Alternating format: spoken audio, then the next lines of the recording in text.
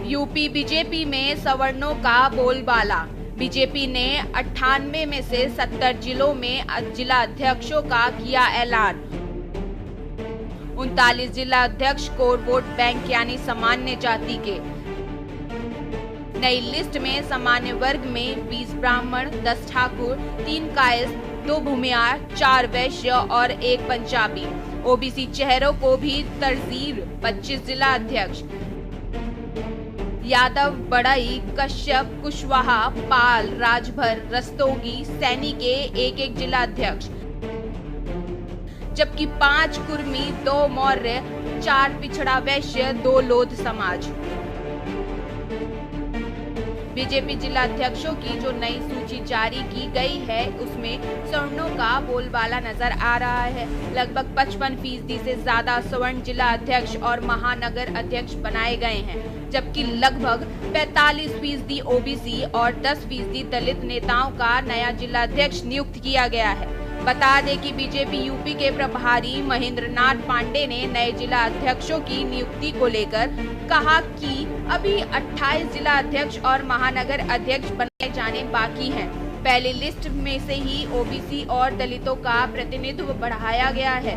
बचे हुए 28 लोगों में से सबसे ज्यादा ओबीसी, दलित और महिलाओं को ही भागीदारी होगी। जातीय समीकरण का पूरा फोकस। महिलाओं की संख्या 4 से बढ़कर 5, एससी की संख्या 4 से बढ़ाकर 6, दलितों की संख्या बढ़ाकर सपा के पीडीए में पिछड़ा और दलित को साधने की कोशिश। अनुसूचित वर्ग से कुल 6 जिला अध्यक्ष, इनमें 1-1 लोधी, खटेरिया, कोरी और पासी वर्ग से जिला अध्यक्ष।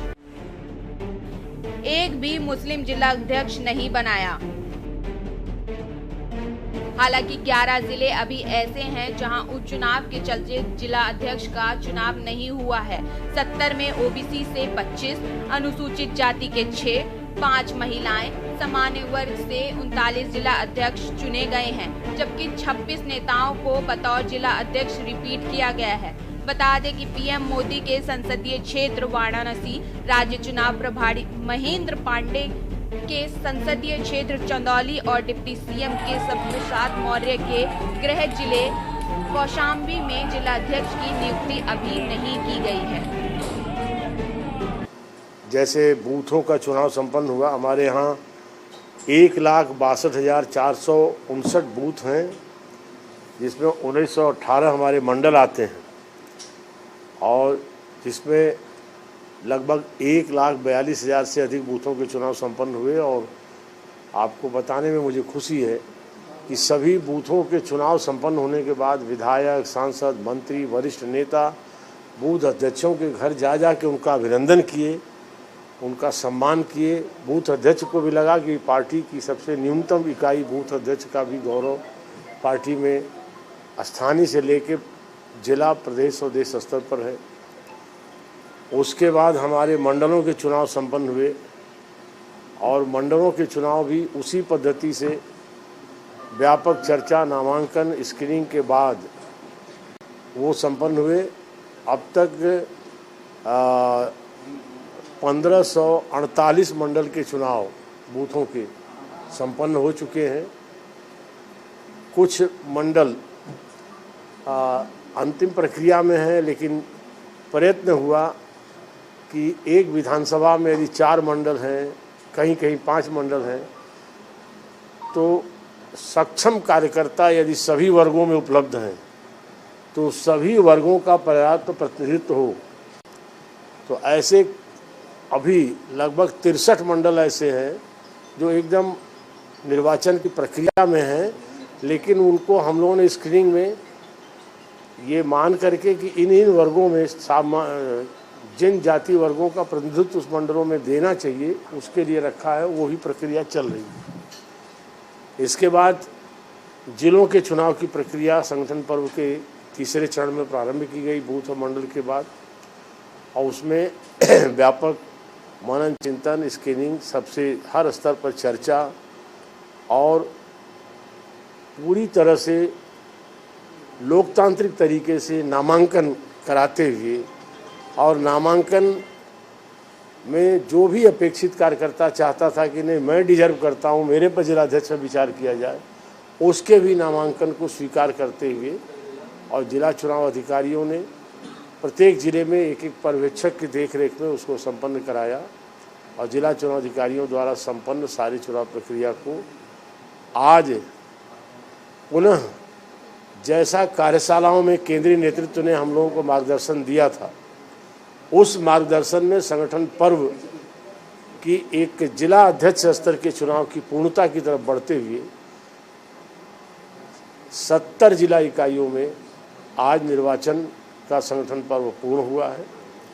जो जिलाध्यक्ष और पहली बार उत्तर प्रदेश जैसे विशाल राज्य में भाजपा के इतने बड़े संगठन के व्यापक स्वरूप में जिलों में जा कर के वहाँ चुनाव अधिकारी और एक एक पर्यवेक्षक पार्टी के जो वरिष्ठ नेता हैं वो वहाँ गए और उन्होंने खुले रूप में उल्लास और हर्षमय वातावरण में जहाँ नामांकन हुआ था वहीं निर्वाचन पूर्ण करते हुए उनके निर्वाचन की घोषणा की और सबको बधाइयों के साथ अभिनंदन के साथ यह संगठन पर्व का तृतीय चरण 70 जिलों में आज संपन्न हुआ है।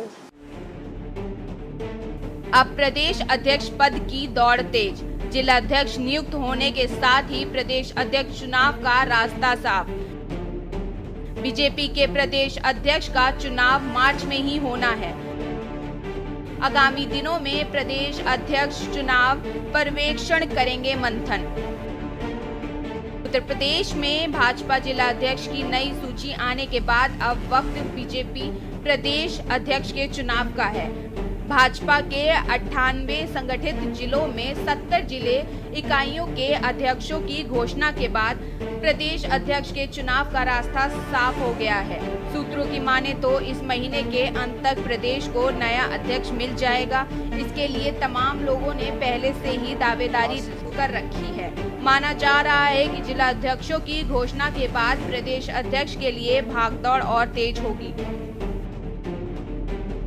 चुनावी समर में योद्धा संभालेंगे कमान। पंचायत चुनाव 2026 और विधानसभा चुनाव 2027 में बीजेपी ने पंचायत चुनाव और विधानसभा चुनाव के लिए कसी कमर। चुनावी साल में नवयुक्त अध्यक्ष ही जिले में सरकार और संगठन का सबसे ताकतवर चेहरे होते हैं। ब्लॉक प्रमुख, पीडीसी, जिला पंचायत सदस्य, जिला पंचायत अध्यक्ष प्रत्याशी चयन में अहम भूमिका होती है। विधानसभा चुनाव में भी दावेदारों के पैनल में नाम शामिल करना अध्यक्षों का ही अधिकार। बीजेपी ने पंचायत चुनाव 2026 और विधानसभा चुनाव 2027 को देखते हुए जातीय समीकरण का ध्यान रखा है। पार्टी ने 2023 में 98 में से 4 महिला और 4 एससी वर्ग के जिला अध्यक्ष बनाए थे। आने वाले चुनावों में महिला और एससी वर्ग को साधने के लिए केंद्रीय नेतृत्व ने एससी और महिलाओं की संख्या 20% तक करने का सुझाव दिया था।